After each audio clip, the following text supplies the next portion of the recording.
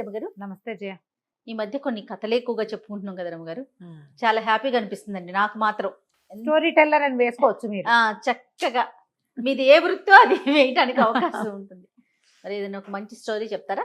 చెప్తా. పూర్వం పులింద నగరానికి మాణిక్య ప్రభు అని ఒక రాజుగారు ఉండేవాడు. ఈయన ఏంటంటే ఒక పరమ క్రూరుడని ఒక పేరు. ఆయనకి కొన్ని సెంటిమెంట్స్ ఉండేవి, కొన్ని నమ్మకాలు. ఆ నమ్మకానికి భిన్నంగా ఏదైనా జరిగితే ఒప్పుకునేవాడు కాదు. ఆ రాజ్యంలో అరటిపళ్ళు, జంట అరటిపళ్ళు ఉన్న గేల ఏదైనా కనపడితే ఆ గేల మొత్తాన్ని మట్టిలో కప్పెట్టేవాళ్ళు. కవల పిల్లలు పనికిరారు, రాజ్యానికి అరిష్టమని నమ్మేవాడు ఆయన. ట్విన్స్ ఉండకూడదు. అరటిపళ్ళలో ఇప్పుడు అన్ని గెలలో ఏదో గెల్లో జోడు పళ్ళు కనపడతాయా, అది వాడకూడదు, ఎవరూ తినకూడదు, అరిష్టం. దాన్ని మూఢనమ్మకం, ఒక నమ్మకం.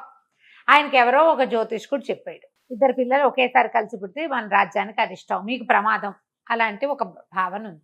తనకైనా రాజ్యంలో ఎవరికైనా రాజ్యంలో ఇబ్బంది వస్తుందని అంటే తనకే కాదు, తన రాజ్యంలో పుట్టకూడదు. ఇది మరీ ప్రమాదం, చాలా ప్రమాదం. ఈ నమ్మకం వల్ల ఆయన ఆ రాజ్యంలో ఎవరికైనా కవల పిల్లలు అంటూ పుడితే పిల్లల్ని చంపేసేవాడు. అయ్యో, అందుకే క్రూరుడు అన్నమాట. మా రాజ్యంలో ఉండద్దు, మీరు వెళ్ళిపోండి అంటే ఓ రకం చంపేయటం ఏమిటి. అయితే ఏమైంది, ఆ రాజ్యంలో దేవయ్య అని ఒక ఆయనతో చంద్ర అని భార్య ఉండేవాడు. వాళ్ళకి పెళ్ళైన 7 సంవత్సరాల దాకా పిల్లలు లేరు. అప్పట్లో రాజ్యం మారిపోదాము, వేరే చోటుకి వెళ్ళిపోయి బతుకుదాము అలాంటి ఊహలు వచ్చేవి కాదు జయ. ఇప్పుడు కూడా మనం జన్మభూమిని వదిలిపెట్టలేని ఇలాంటి మనస్తత్వాల్లోనే ఉంటాం. పాత రోజుల్లో ఇంకా ఎక్కువ ఉండేది.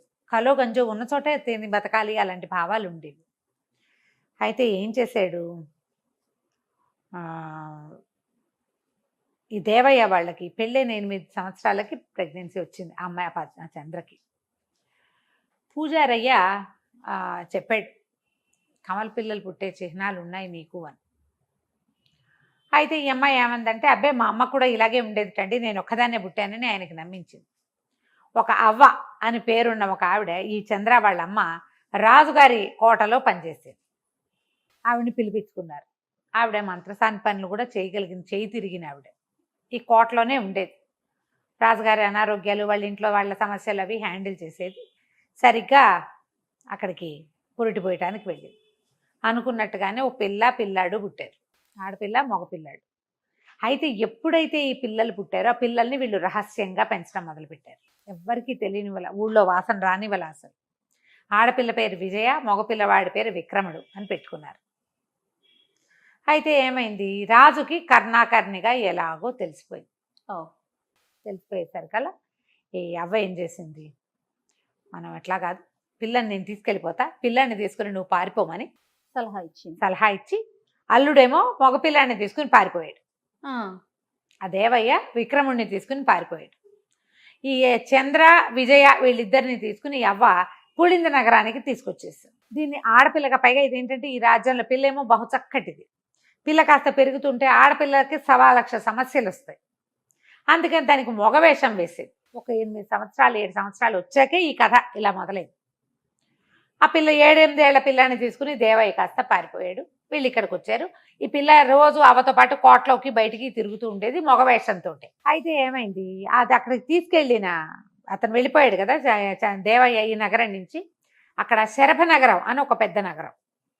ఆ నగరానికి రాజుగారు నాడు సరిగ్గా ఆ అబ్బాయికి ఆయనకి ఇదే వయసు పిల్లవాడు ఒకడున్నాడు. వీళ్ళు వెళ్తూ వెళ్తూ ఆ రాజుగారు వెళ్తున్నటువంటి ఒక జాతరకో ఎక్కడికో వాళ్ళు వెళ్తుంటే ఆ సమూహంలో కలుసుకున్నాడు ఈ దేవయ్య. పిల్లాడికి ఆడుకునేందుకు తోడుగా ఉంటాడని ఈ విక్రముణ్ణి రాజకుమారుడితోటి కలిపారు. ఆయన ఏమన్నాడు, పిల్లాడు మా రాజుగారి అబ్బాయి ఒకడే పిల్లాడు, వీళ్ళిద్దరూ ఆడుకుంటారు, నువ్వు ఎలాగో పై ఊరు నుంచి వస్తున్నాను అన్నావు కదా, పిల్లాడిని మా దగ్గరే ఉండు, నువ్వు అబ్బాయికి తోడు ఉంటాడు. ఏముంది, రాజగారి నగర్లో ఉంటే అన్నీ నడిచిపోతాయి, భోజన భాజనాదులకి ఏమీ ఇబ్బంది ఉండదు. పిల్లాడిని ఇక్కడ పెంచుకోవడం మొదలుపెట్టారు. ఈ చంద్ర విజయ ఇద్దరు ఇక్కడ ఉండిపోయారు. అయితే ఏమైంది, ఈ రాజుగారి గౌరవార్థము ఈ మాణిక్య ప్రభు కోసం ఎవరో పెద్ద పెద్ద నిలువుటద్దాలు పంపించారు. పంపిస్తే ఈ మగవేషంలో తిరుగుతోంది కదా విజయ, అంతకుముందు గౌన్ వేసుకునేది, చొక్కాలాగు వేసుకుని తిరుగుతోంది మగపిల్లాడిలాగా, తలకి తలపాగా అవి పెట్టారు. అయితే ఇదేమైంది, ఈ నిలువుటద్దాలు పట్టుకుని లోపలికి ఆ భటులు తీసుకొస్తుంటే ఆ పిల్ల అటు నుంచి నడిచొస్తూ అద్దంలో తన ప్రతిబింబం చూసి అన్నయ్య అనుకుంది. మగవేషంలో వాళ్ళ అన్నయ్య అటకే అన్నయ్య అన్నయ్య అన్నయ్య అని కేకేసింది. వెళ్ళిపోయాడని ఏడ్చింది. ఏడుస్తుంటేనే అవ్వ చూసి తీసుకొచ్చేసింది. కానీ ఈ పిల్ల అన్న అన్న అన్న అని అరవటం మొదలు పెట్టేసరికి ఆయనకి డౌట్ వచ్చింది. ఈ పిల్ల లాంటి వాడే ఎవడో ఉన్నాడు ఇంకొకడు, అందుకే పిలిచింది. అక్కడి నుంచి అవ్వ కూతురు వాళ్ళ గురించి జాడలు తీశారు. ఆ అమ్మాయికి 2 పిల్లలు పుట్టారని, భర్త కొడుకుని ఎత్తుకుపోయాడని అర్థమైంది. ఇక అవ్వని నానా హింస పెట్టారు. చంద్ర ఏం చేసింది, ఆ పిల్లనేమో వీళ్ళు బంధించేశారు. చంద్ర పారిపోయింది.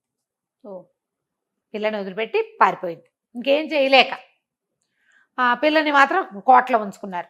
కోటలో ఉంచుకుని ఇక అడగటం మొదలు పెట్టారు. అడిగితే దానికేం తెలుసు, 7-8 ఏళ్ల పిల్లకి, పిల్ల పెరిగింది 8, 10, 12 వచ్చినా ఏమీ లేదు. ఆ పిల్ల అక్కడే ఉండిపోయింది. అవ్వని నానా రకాలుగాను అడిగేవారు.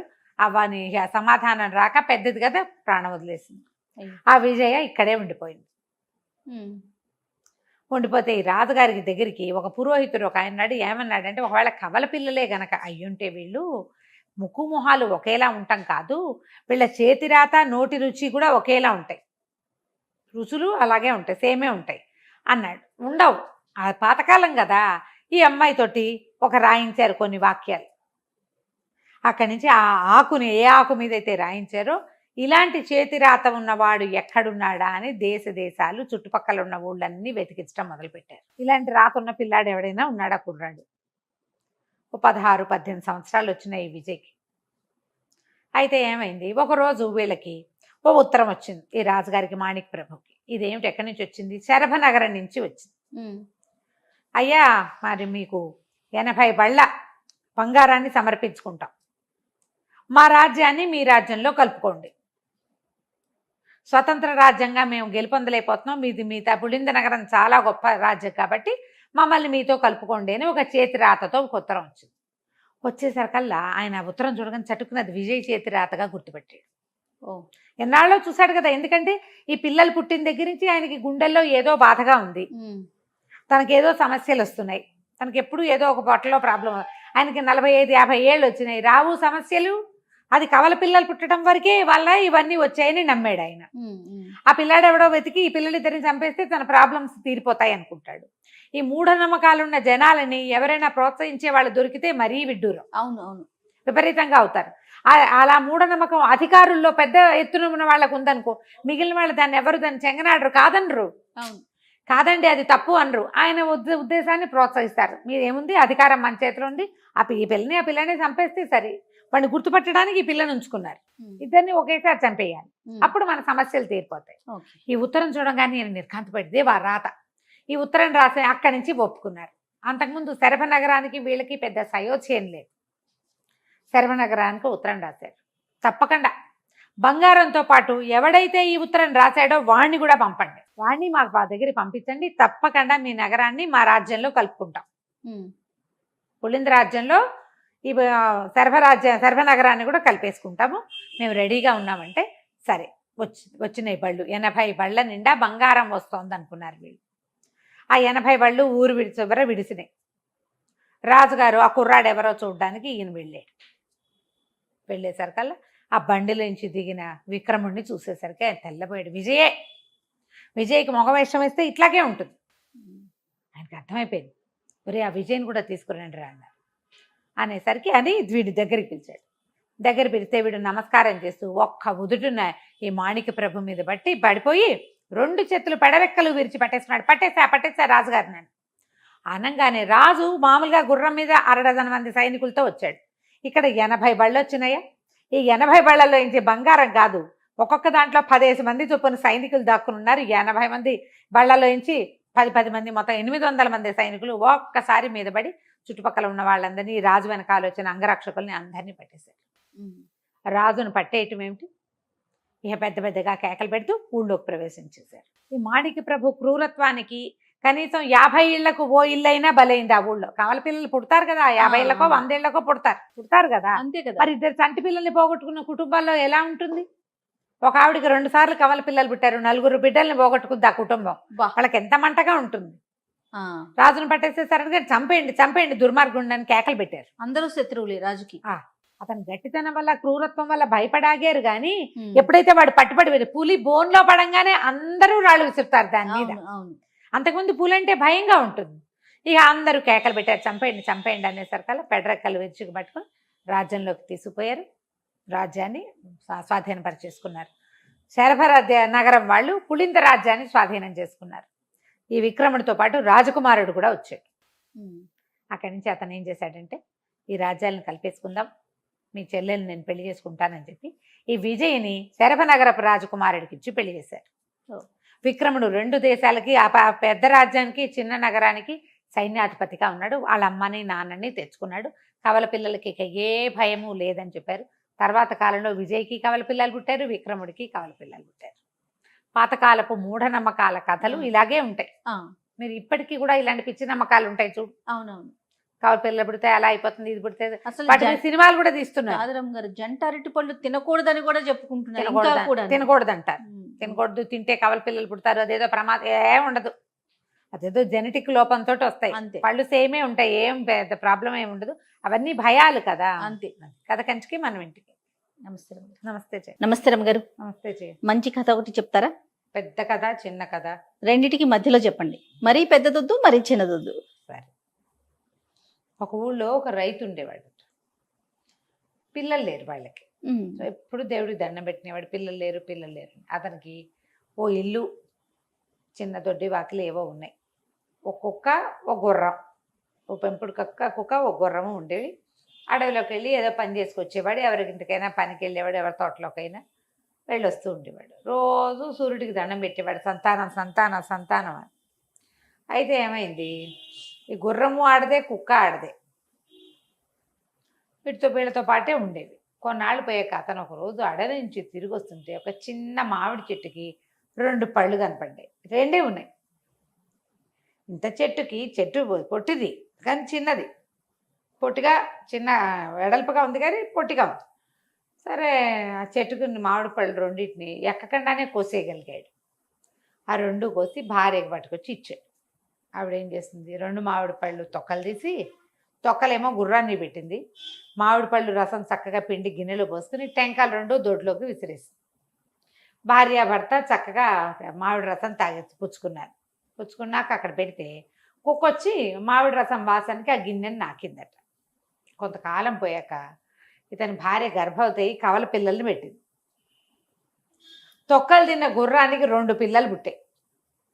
గిన్నె నాకిన కుక్క కూడా 2 కుక్క పిల్లలు పుట్టాయి. ఈ టెంకలు ఎక్కడ పడేసిందో అక్కడ 2 బంగారు కత్తులు మొలిచినాయిట భూమిలోంచి. 2 పిల్లల్ని చక్కగా పెంచుకున్నారు. 2 పిల్లలకి చెరుకో గుర్రం, గుర్ర పిల్ల, చెరుకో కుక్క, చెరుకో కత్తి, హాయిగా ఉండే. అన్ని సమానంగా వచ్చాయి. బాగుంది. అయితే కొన్నాళ్ళు గడిచేసరికి పిల్లాడు కాస్త పెద్దవాడయ్యాక ఏముంది రైతు జీవితం, పిల్లలు కుక్కల్ని గుర్రాల్ని వెంటేస్తూ తిరుగుతారు కానీ డబ్బు వచ్చి పడిపోదు. అంతేగా. వీడికి ఒక యుక్త వయసు వచ్చాక పెద్ద పిల్లల్లో మొదట పుట్టిన పిల్లవాడు కొంచెం యాక్టివ్. వాడు నాన్నతో ఏమన్నాడంటే, నాన్న ఎన్నాళ్ళు ఇలాగే పేద బతుకు, ఇక్కడ పని చేసుకుని ఏదో కలో గంజోతోటి పొట్టపోసుకుంటున్నాము, మేము పెద్దవాళ్ళం అయ్యాం, పెళ్ళిళ్ళు అవుతాయి, కోడళ్ళు వస్తారు, ఇదే బతుకు ఎట్లా బతుకుతాం, ఈ జీవితాన్ని మార్చుకుందాం, నేను ఎక్కడికైనా వెళ్ళి ధనం సంపాదించుకొస్తాను అని చెప్పేసరికల్లా ఆయన కాస్త బాధగా ఉంది. 2 కళ్ళలాగా ఉన్న పిల్లలు 2 అక్కడ వెళ్ళిపోతే ఎట్లా అని. వాడేమన్నాడంటే, అట్లా కాదు నాన్న, మేమిద్దరం వెళ్తాం అంటలేదు కదా, వాడు నీకు తోడు ఉంటాడు, నేను సంపాదించుకొస్తా. బాగానే ఉంది అంటే సరే తండ్రి ఒప్పుకుంటే వీడు ఓ కత్తి తీసుకుని, ఓ గుర్రం వేసుకుని, ఓ కుక్కను వెంట పెట్టుకుని పోయాడు. ఊరు చివరి దాకా దింపడానికి తమ్ముడు కూడా గుర్రంతో సహా వెళ్ళేసరికల్లా వాడు ఏమన్నాడంటే, ఒరే అబ్బి, అమ్మ నాన్నని జాగ్రత్తగా చూసుకో, కుక్క గుర్రం ఇల్లు వాకిలి జాగ్రత్త అని వాడి సంచుల నుంచి ఒక చిన్న గాజు కుప్పే ఒకటి తీసిచ్చాడు. దాంట్లో గులాబీ రంగు నీళ్లున్నాయి, ఈ నీళ్ల కుప్పే నీ దగ్గర పెట్టుకో, ఇది రంగు మారిపోతే నాకు ఏదైనా ఆపద వచ్చిందని గమనించుకో, అమ్మా నాన్నకు చెప్పకు, నేను వెళ్ళిన దారి నువ్వు కూడా వచ్చి నన్ను వెతుక్కుంటూ రా అని చెప్పాడు. గాజు కుప్ప చిన్నవాడు పట్టుకెళ్ళి ఇంట్లో పెట్టుకున్నాడు. ఈ పెద్దవాడు ఇక్కడి నుంచి బయలుదేరి అలా వెళ్ళి ఒక రాజ్యంలోకి ప్రవేశించాడు. చక్కటి గుర్రము, వెనకాల ఒక కుక్క, సామాన్యమైన బట్టలు ఉన్న రాజకుమారుడల్లే ఉంటాడు వాడు. ఏదో ముని వరం వల్ల పుట్టినవాడు, పిల్లలు బాగుంటారు వాళ్ళు. అయితే ఏమైంది, వాడు ఆ ఊళ్ళో తిరిగి పని సంపాదించడానికి వ్యాపారం కోసం చూస్తూ ఉండగా రాజుగారి కూతురు ఆ పైన బాల్కనీలో నిలబడి చూసింది. ఈ అబ్బాయి ఎవరు అని ఇతని మీద మనసు పడింది. సరే ఈ అబ్బాయి ఎవరు ఏమిటని రాజుగారు ఆరాధిస్తే ఫలానా కుర్రాడని తెలిసింది. వాడిని చూసి చాలా ముచ్చటపడ్డారు. వాడు బుద్ధిమంతుడుగా ఉన్నాడు. సరే అమ్మాయినిచ్చి పెళ్లి చేస్తాను, పెళ్లి చేసుకోమన్నారు. మనకు కావాల్సింది డబ్బే కదా, తర్వాత ఎలాగో పెళ్లి చేసుకుంటాం, రాకుమార్తెనే చేసుకుంటే సరే అమ్మా నాన్నని తమ్ముడిని ఇక్కడికే తెచ్చుకోవచ్చు అనుకున్నాడు పెళ్లి కొడుకు. సరే ఒప్పుకున్నాడు. పెళ్ళి అయిపోయింది. పెళ్ళి అయిపోతే వాళ్ళంతా చాలా సంతోషించారు. చాలా యాక్టివ్గా ఉన్నాడు, చక్కగా ఉన్నాడు, బాగుంది, అంతా నడుస్తుంది. దేశంలో జనాలు కూడా సంతోషమే. ఎందుకంటే రాజుగారికి ఒకతే పిల్ల. పెళ్లి చేసుకున్నవాడు కొంచెం యువకుడు, అందగాడు, వీరుడు, టెంపర్తనం ఉన్నవాడు అయితే తమ రాజ్యానికి రాజు అవుతాడు వాడు. అంతేగా. ఇలాగని ప్రజలు కూడా సంతోషించారు. సరే ఏమైంది, కొద్ది రోజులు గడిపిన తర్వాత ఒక రోజు రాత్రి నిద్ర పట్టక ఆ అబ్బాయి బయట తిరగటం మొదలుపెట్టాడు మేడ మీద. ఆ అమ్మాయి కూడా వచ్చింది. ఇద్దరు కలిసి బయట చల్లగాలికి 12 గంటలకు కూర్చున్నారు. వాళ్ళ ఊరికి ఉత్తరంగా ఒక చోట కొండ మీద పెద్దగా మంట వస్తుంది. అయ్యో అయ్యో అదేదో మండిపోతుంది, అక్కడ ఏదైనా ప్రమాదం జరుగుతుందేమో, సైనికులను పిలుద్దామన్నాడు. అంటే అమ్మాయి ఏమంది, ఏం పిలవద్దండి, దాన్ని ఉరుముల కొండ అంటారు, అక్కడ అట్లాగే ఉన్నట్టుండి పెద్ద పెద్ద మంటలు వస్తాయి, అదేం తగలబడదు, మంట వస్తుంది అంతే, అదే తగ్గిపోతుందా? అదే తగ్గిపోతుంది, ఉరుముల కొండ దాని పేరు. చాలా మంది ఇలాగే మీలాగే చూడడానికి వెళ్ళిన వాళ్ళంతా అక్కడ శిలలైపోతారని చెప్తారు. ఉరుముల కొండ మీద మనుషుల శిల్పాలు ఉంటాయి, శిలలైపోతారు, శిల్పంలాగా మారిపోతారు. అదే. అందుకని మన వాళ్ళు ఎవరు వెళ్ళరు, ఏదైనా చూసినా కొత్త వాళ్ళు వెళ్ళకూడదని చాటింపు ఉంది, వద్దండి అని. సరే అన్నాడు. పడుకుని లేచారు. తెల్లవారేసరికి వాడికి అది చూడాలనిపించింది. గుర్ర వేసుకుని కత్తి పుచ్చుకుని కుక్కను వెంట పెట్టుకుని వెళ్ళిపోయాడు. అన్ని తీసుకున్నాడు మొత్తానికి. వాటితో పాటే ఉంటాయి అవి. వెళ్ళిపోయాడు. యువరాణి పొద్దున్నే లేచింది. భర్త ఏదో వ్యాహ్యాలకి వెళ్ళాడు, వాకింగ్ రన్నింగ్ పోయాడు అనుకుంది. తీరా చూస్తే లేడు. ఎవరో చెప్పారు తెల్లవారు గేటు, మనకి రాజుగారి కోటకు గేటు తీస్తారు కదా, గేటు తీయగానే యువరాజా వారు అల్లుడు గారు వెళ్ళిపోయాడని వార్త వచ్చింది. అయ్యో అయ్యో నాన్న, ఉరుముల కొండకు వెళ్ళాడేమో నాన్న, రాత్రే చూసాము, నేను చెప్పాను వెళ్ళకూడదని చెప్పాను నాన్న అని ఏడ్చింది. వాళ్ళ ఏం చేస్తారు, ఉరుముల కొండకు వెళ్ళిన వాడు బతికొచ్చిన దాఖలా లేవు. సరే చూద్దాం అనుకున్నారు. ఈ కుర్రాడు వెళ్ళాడు. వెళ్ళేసరికల్లా వెళ్ళగా వెళ్ళగా వెళ్ళగా ఆ కొండన్ని సమీపించాయి. అక్కడంతా వెచ్చగా ఉంది. నేను రాత్రి తగలబడింది కదా, ఆ వేడితనం అలాగే ఉంది. ఒక బండ మీద ఒక ముసలమ్మ కూర్చుని కనపడింది. అవ్వ ఏం, నేను రాత్రి ఇక్కడ మంటలు వచ్చినాయి చూద్దామని వచ్చాను, నాకు ఈ పూట ఆశ్రయం ఇస్తావా, కొండపైకి ఎక్కి చూస్తానన్నాడు. అలాగే రా బాబు, నా దగ్గరికి రా అని చెప్పి ఆవిడ పిలిచింది. ఇక్కడ గుహ ఉంది, మనకి వంట చేసుకుందాం, కాసేపు విశ్రాంతి తీసుకుంది కానీ రాత్రికి అని చెప్పి చీకటి పడేసరికి వెళ్ళిపోయాడు. వెళ్తూ వెళ్తూ ఆ చుట్టుపక్కల ఉన్నవేవో మొక్కల్లోంచి కాసిన ఆకులు ఆ చెట్టు నుంచి ఈ చెట్టు నుంచి కోసుకుంటూ వెళ్తోంది. వీడికి అర్థం కాదు. ఆవిడ వెనకాలే వెళ్ళాడు. ఈవిడ ఏం చేసింది, గుహ దగ్గర ఆగి లోపల పదనైనా అని లోపలికి చేయి చూపించింది. లోపలికి నడిచేశాడు. నడిచిన తర్వాత తీరా చూస్తే గుహ లోపల ఒక మాదిరి వెలుగుంది. కొన్ని డజన్ల శిలలు కనపడుతున్నాయి. నిజమే అయితే రాకుమారి చెప్పింది. శిలలు కనపడితే మనిషి రూపాలలో ఉన్న శిలలు, శిల్పాల్లాగా లేవు, మనుషులే బిగుసిపోయి ఉన్నట్టు కనపడుతుంది. కళ్ళు మాత్రం మెరుస్తాయి, కళ్ళు చూస్తున్నాయి వాళ్ళవి ఇట్లా. రాతిలో కళ్ళు మాత్రం కదులుతున్నాయి, చూస్తున్నారు ఇట్లా ఇట్లా. నిర్ఘాంతపోయాడు. అమ్మో ఏదో జరుగుతుంది ఇక్కడ, మేము ఇక్కడి నుంచి వెళ్ళిపోవాలని ఒక అడుగు అయిపోయాడు. వెనక్కి అడుగు వేసిన మరుక్షణం వాడు రాయిగా మారిపోయాడు. లోపలే ఉండిపోయాడు. అయ్యయ్యో. ఆవిడ గుహ బయట నుంచి వెళ్ళిపోయాడు. చేసేదేముంది, ఈ అబ్బాయి ఇక్కడ ఉండిపోయాడు. అప్పటికి కొంతకాలం గడిచింది, 4-5-6 నెలలు అయిపోయింది. అయితే ఈ చిన్న అబ్బాయి ఉన్నాడు కదా, వాడు ఏదో తోటలో పని చేసుకుంటూ మంచినీళ్ళు తాగుదామని లోపలికి వచ్చి పైన ఇట్లా అటక మీద పెట్టాడు ఆ గాజు కుప్పే. వాళ్ళ అన్న ఇచ్చిన గులాబీ రంగు నీళ్లు రోజు దానికేసి ఇట్లా చూస్తాడు వాడు. పొద్దునోసారి సాయంత్రం ఒకసారి. పైకి చూసేసరికల్లా నీళ్లు మురిగ్గా కనపడ్డాయి. పొద్దున పిక్కుగా ఉన్న నీళ్ళు రాత్రి సాయంత్రానికి మురికైపోయినట్టు ఇప్పుడు ఏదో జరిగింది. అక్కడి నుంచి అమ్మా నాన్నకి చెప్పొద్దన్నాడు అన్నయ్య. సరే ఏం చేశాడు, తెల్లవారేసరికి బయలుదేరాడు. నాన్న అన్నయ్య ఎంత మటుకు వెళ్ళాడో చూసొస్తా, అంత మటుకు ఆగంలే, ఆనుపాను చూసి వచ్చేస్తా అని చెప్పి బయలుదేరి వెళ్ళాడు. వెళ్ళగా అన్నయ్య మావగారి ఊళ్ళోకి ప్రవేశించాడు. ప్రవేశించేసరికి ఈ అబ్బాయిలు ఇద్దరు ఒకేలా ఉంటారు. గుర్రాలు 2 ఒకేలా ఉంటాయి, కుక్కలు 2 ఒకేలా ఉంటాయి, కత్తులు 2 ఒకేలా ఉంటాయి. రాజుగారు అల్లుడే వచ్చాడు అనుకున్నారు. అందరు పలకరించారు, బాగా తేలిక వచ్చారా, బాగా వచ్చారా, అక్కడ ఏం ఇబ్బంది అవ్వలేదని. ఏమిటి మనం కొత్త వాళ్ళం, వీడెవడో, వీళ్ళంతా ఇలా అడుగుతారు అంటే దారి చూపించారు కోట వైపుకి. కోట బయట ఉన్న ద్వారపాలకులు సలాం చేస్తున్నారు. సర్లే కోటలోకి నడిచాడు. మంత్రి వాళ్ళు వీళ్ళు కనబడ్డారు. బాబు తేలిక అయిందా ప్రయాణం, ఏమి ఇబ్బంది పడలేదు కదా.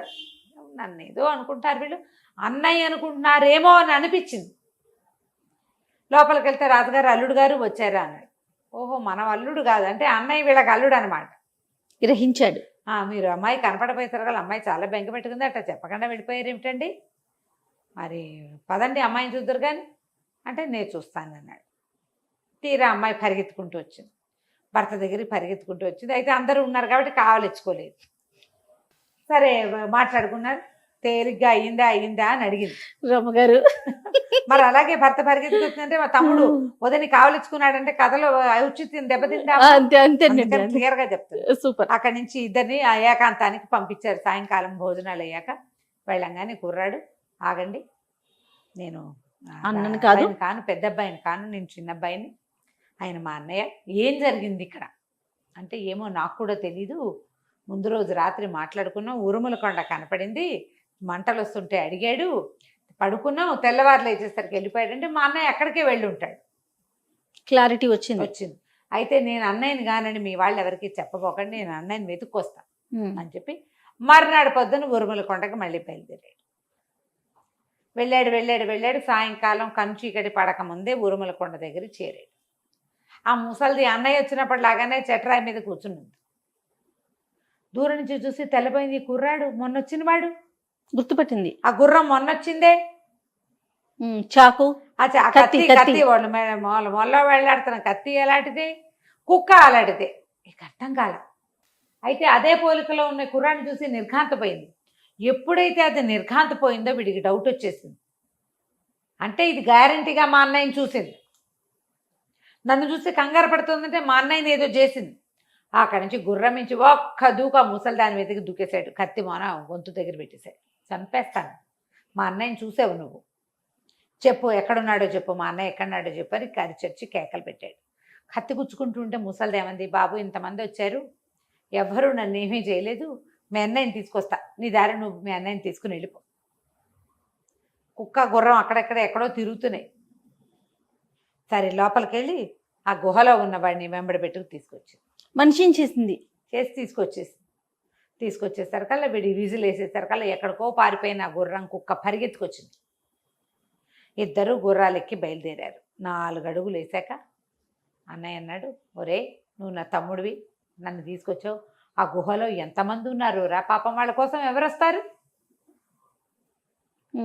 ఏమైనా సరే వాళ్ళందరినీ తీసుకెళ్ళాలి, అసలు ఈ ముసల్దాన్ని ఇక్కడ ఉండనివ్వకూడదు, అది ఎందుకు ఇట్లా చేస్తుంది మంత్రాలు మారి, దాని సంగతి చెప్దామని పద మళ్ళీ వెనక్కి వెళ్దామన్నాడు. అందరూ ఇద్దరు వెనక్కి వెళ్ళిపోయారు. మొత్తం కుక్కలు అన్ని గుర్రాలు కుక్కలు వెనక్కి తిరిగినాయి. 2 గుర్రాలు 2 కుక్కలు వెనక్కి తిరిగి వచ్చేసారు. గుహలోకి వచ్చేసరికల్లా వచ్చి ఆ ముసల్దాన్ని పట్టుకున్నాక వాడికి తట్టింది, ముసల్ది మొన్న నాతో పాటు గుహలోకి వచ్చింది, అది రాయి వల్ల నేను రాయి అయిపోయా, మళ్ళీ ఇప్పుడు నన్ను రాయిలాగా ఉన్నవాడిని బయటికి తీసుకొచ్చింది, అది ఎందుకు రాయవలా ఆలోచించి ఇక్కడ ఒక కిటుకుందిరా. ఆ రోజు కూడా ముసల్ది ఏవో చెట్లాకులు తుంపి చేత్తో పుచ్చుకొచ్చింది. ఆ ఆకులు కనుక చేతిలో ఉంటే రాళ్ళు అవ్వం. ఇందాక చేసిందంటే కుర్రాడి చిన్నపిరాడి కూడా గుర్తొచ్చింది. అవును, ఈ 2 చెట్లాకులు 2 గుప్పెళ్ళు తెంపుకుంది అని, అది 2 చెట్లాకులు పట్టుకుంటే వాళ్ళకి ఏమవ్వదు. అక్కడి నుంచి ఏం చేశాడు వీడు, చేరుకో 2 గుప్పెళ్ళు ఆకులు చేత పుచ్చుకుని ముసలిదాన్ని వెనకాల నుంచి గుహలోకి తోసేశారు. చూస్తే కానీ ముసలిది డామని పడింది గుహలోకి వెళ్ళి, మరుక్షణ రాయిలా మారిపోయింది. వీళ్ళ ఆకులతోటి గుహలోకి వెళ్ళి అందరికీ ముట్టించారు, ఆకులు రాశారు. ఎన్ని విగ్రహాలు ఉన్నాయో లోపల మొత్తం జనమంతా బయటకు వచ్చారు. ప్రతి ఎన్నేళ్ల క్రితం వచ్చిన వాళ్ళు ఒకళ్ళకొకళ్ళు తెలీదు, వాళ్ళందరూ వీళ్ళది మీదే ఊరంటే మీదే ఊరని చెప్పుకుంటున్నారు. అందరినీ బయటికి తీసుకొచ్చాక ఎవరి దారిని వాళ్ళు మీ ఊరు వెళ్ళిపోండి, లేదా మా ఊరు వస్తే మా రాజుగారు మా మావగారు మిమ్మల్ని మేము ఈ ఊళ్ళకి పంపిస్తారు, పదండి నడిచి వెళ్దామని తీసుకొచ్చాడు. ఈ వచ్చిన వాళ్ళల్లో ఒక రాజుగారు ఒక కూతురు ఉన్నారు. ఆ రాజుగారు ఉన్నాడు, నాయన 7 నాళ్ల క్రితమో వచ్చి ఇక్కడ పట్టుబడిపోయాం, మరి మా పిల్లని పెళ్లి చేసుకో అని చిన్నోడిన చెప్పి చిన్నవాడికి ఇచ్చి ఆ రెండో రాజుగారి కూతురు నుంచి పెళ్లి చేసుకున్నారు. అమ్మా నాన్నని ఊరి నుంచి తీసుకొచ్చుకున్నారు. మొదటి రాజుగారి అమ్మాయిని పెళ్లి చేసుకున్నాడుగా, ఆ రాజుగారి రాజ్యాన్ని పెద్దవాడు రాయిగా మారి మళ్ళీ మనిషిగా మారిపోయిన రాజుగారి అమ్మాయిని పెళ్లి చేసుకుని రెండో రాజ్యాన్ని చిన్నవాడు పరిపాలిస్తూ హాయిగా ఉన్నారు. కథ కంచికి మనం ఇంటికి. ఆ ముసలిది రాయిగా అలానే ఉంది ఆ ఇంకా. లోపలే ఉండిపోయింది గుహలో, అంతే. రైట్. చాలా బాగుంది రమ్మగారు. నమస్తే. నమస్తే నమస్తే చేయ. రమ్మగారు, ఈ మధ్య కొన్ని చిన్న చిన్ని కథలు చెప్తున్నారండి. ఏదైనా పెద్ద కథ ఒకటి చెప్తారా? మనం ఇద్దరు అన్నదమ్ములు, ముగ్గురు అన్నదమ్ములు, ఇద్దరు దుర్మార్గులు, ఒకడు మంచివాడు, అవునవును. ఇద్దరు ఒకడు సరైన వాడు కదా, ఒకడు సరైన వాడు, అలాంటి కథలు చెప్పాం కదా. అలాగే మంచి జయిస్తుంది. మంచితనంగా ఉండేవాడికి ఎప్పుడు జయం కలుగుతుంది. అంటే అంతంలో అయినా చివరికైనా వాడికి విజయమే లభిస్తుందని కథ. కొంచెం టైం పట్టినా కూడా అంతే కదా. అంతే. నిజపు నడక నిదానంగా ఉంటుంది. అబద్ధం భూగృహాన్ని చుట్టొచ్చేస్తే ఒక ఇంచి నడుస్తుంది నిజం, కానీ నిజానికి నడక ఉంటుంది తప్పకుండా. ఒక కొండ చరి మీద ఒక కాపు ఒక ఆయన ఉండేవాడట. ఆయనకి 3 పిల్లలు, 2 మగపిల్లలు, 1 ఆడపిల్ల. అయితే ఏమైంది, వీళ్ళు రోజు మగపిల్లలేమో గొడ్లు గాయటానికి వెళ్ళిపోయేవాళ్ళు, మేకలను తోలుకెళ్ళేది కూతురు. వీళ్ళు కొంచెం కొండ సరికి కింద ఉంటే కొండ కొమ్ము మీదకి మేకలను తోలుకుపోయేది పాప. దానికి ఒక 14-15 ఏళ్ళు ఉంటాయి. పిల్ల చక్కగా అందంగా ఉండేది. కొండల మీద ఉండే పిల్లలు ఆరోగ్యంగా ఉంటారు. ఒకనాడు అది మేకలు తోలుకుంటూ పైకి వెళ్ళింది. అయితే వీళ్ళు కింద ఉండి కాస్త అప్పుడప్పుడు పిల్ల ఎక్కడుందని గమనించుకుంటారు. గమనించి మేకలు కనపడతాయి, లీలగా పిల్ల లంగా జాకెట్టు కనపడుతూ ఉంటాయి. ఒక వెండి మబ్బు ఒకటి ఇట్లా పొగమంచులాగా కొండ మీదకి జారిందని, ఆ జారి ఈ పిల్ల మీదకి వచ్చిందని, తర్వాత పిల్ల కనపడలేదని తెలుసుకున్నారు వాళ్ళు. ఇంకా ఆ చుట్టుపక్కల ఇళ్ళు కొన్ని ఉన్నాయి, వాళ్ళంతా కూడా చూసారు. వెండి మబ్బు ఒకటి రావటము, మబ్బు అప్పుడప్పుడు ఆకాశపు కొండ కొమ్ములకి మబ్బులు మీదకి వస్తాయి కదా, ఆ మబ్బుతో పాటు పిల్ల కూడా మాయమైంది. మేకలు దిగొచ్చేసాయి. సాయంత్రం ఎంత వెతికినా పిల్ల కనపడలా. సంవత్సరం గడిచింది. అయితే ఈ కొడుకులు ఇద్దరిలో పెద్దవాడు, నాన్న అమ్మాయి కనపడక ఏడాది అయింది, ఇంకా నేను పిల్లని వెతకడానికి వెళ్ళడానికి నిశ్చయించుకున్నా, నేను వెళ్తాను అని చెప్పాడు. చెప్పేసరికల్లా పెద్ద నాన్న అన్నాడు, వెళ్ళడం మంచిదే నాయన, నాన్న వెళ్ళమంటావా అని నన్ను అడగకుండా నువ్వే నిర్ణయించుకోవడం బాగుండలేదు. నువ్వు నిర్ణయం తీసుకుని నువ్వు డెసిషన్ చెప్తున్నావు, నువ్వేం చేయాలి, అడగాలి తండ్రిని అనేసరికల్లా వీడేమన్నాడు, అడిగేదేమిటి, ఏడాది ఆగాం, నువ్వు చెప్పలేదు, నా అంతటి నేను డిసైడ్ చేసుకుని నేను వెళ్తాను అంతేనన్నాడు. అయితే తల్లిని, అమ్మ నాకు రొట్టె కాల్చివు, నేను వెళ్తానన్నాడు. దుప్పుల వనం అని ఒక వనం ఉందట అక్కడ.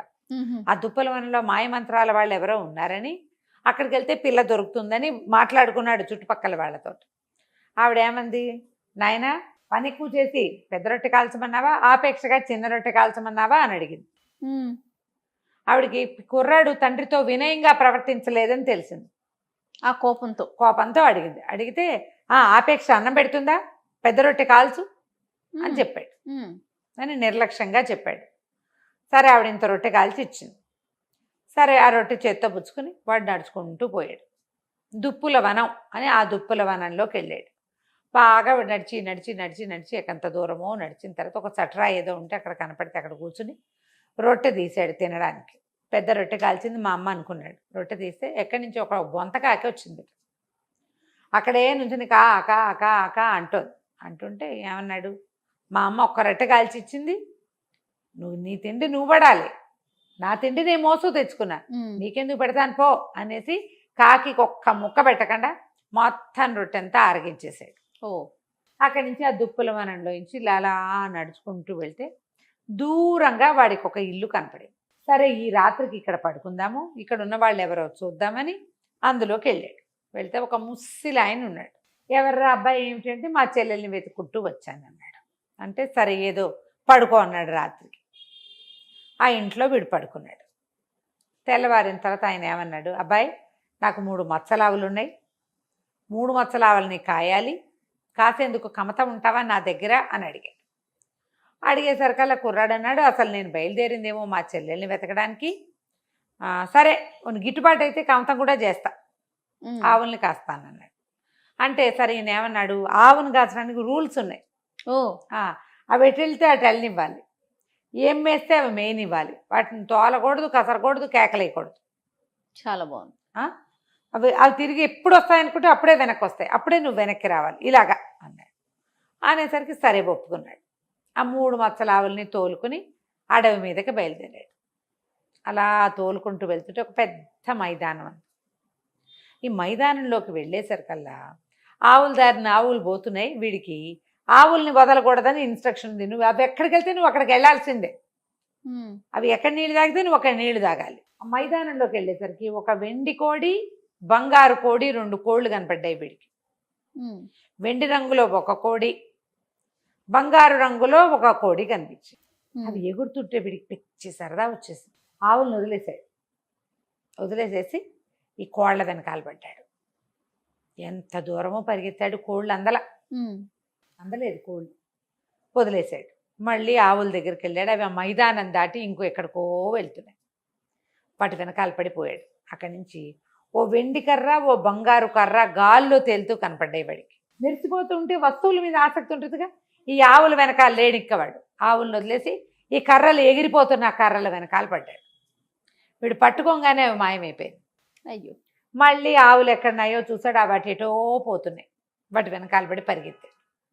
ఇంకా డౌన్లోకి వెళ్తే అక్కడ ఎన్ని పళ్ళ తోటలు ఉన్నాయో, ఎన్ని పళ్ళో, చెట్ల నిండా పళ్ళే. వీడు ఆవులను వదిలిపెట్టేశాడు. వీడు లెక్క ఏమిటి, ఆవుల తోటి ఉండాలి. వీడికి పట్టించుకోలే, ఎక్కడికక్కడ వదిలేస్తున్నాడు. పరిగెత్తుకుంటూ వెళ్ళి మరి చెట్లు ఎక్కేశాడు. పొట్ట పట్టినన్ని పళ్ళు ఆత్రంగా తిన్నాడు. ఎన్ని పళ్ళు తిన్నాడో.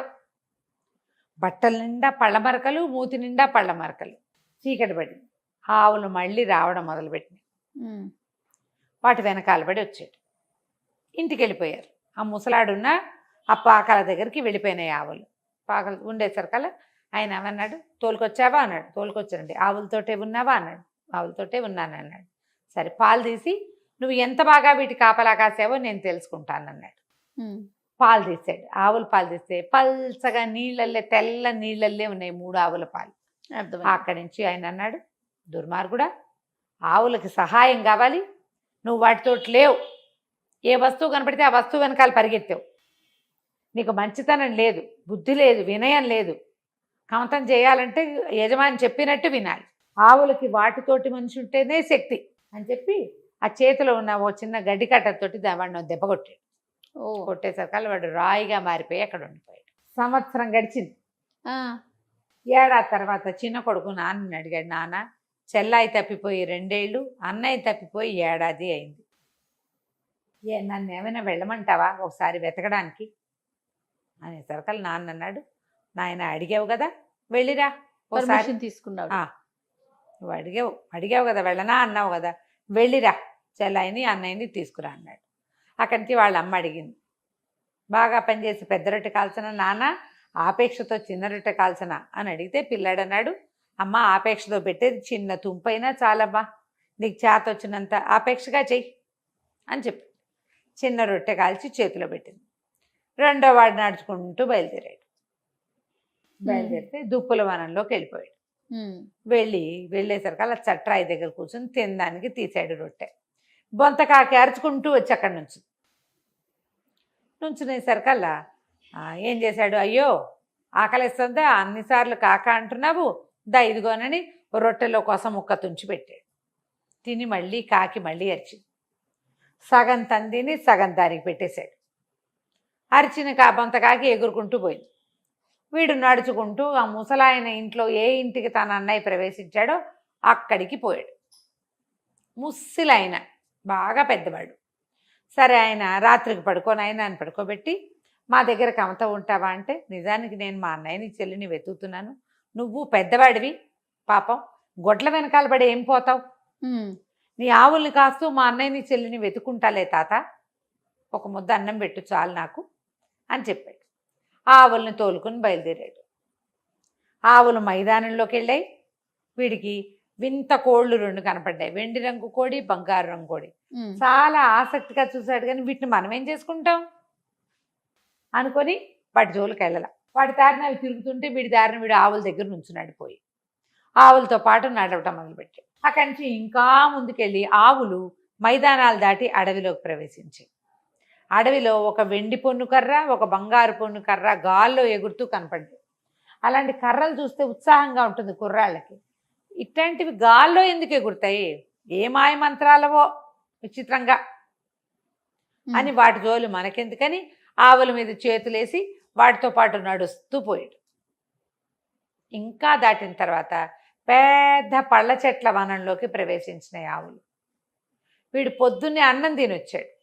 కడుపు నిండిన వాడికి మనకి పండెందుకు, పళ్ళుంటే మాత్రం ఆయన ఆవులతోటి ఉండాలి. ఆయన చెప్పిన రూల్స్, అవి ఎటు వెళ్తే అటు వెళ్ళాలి, అవి ఏం తింటుంటే వాటి దగ్గరే నువ్వు నుంచోవాలి, కన్ను మరుగు కాకూడదు, దగ్గరే ఉండాలి, తోలకూడదు, అవి తిరిగి వచ్చినప్పుడు తిరిగి రావాలి. అదే పెద్దవాడికి ఏ రూల్ చెప్పాడో చిన్నవాడికి అవే రూల్స్.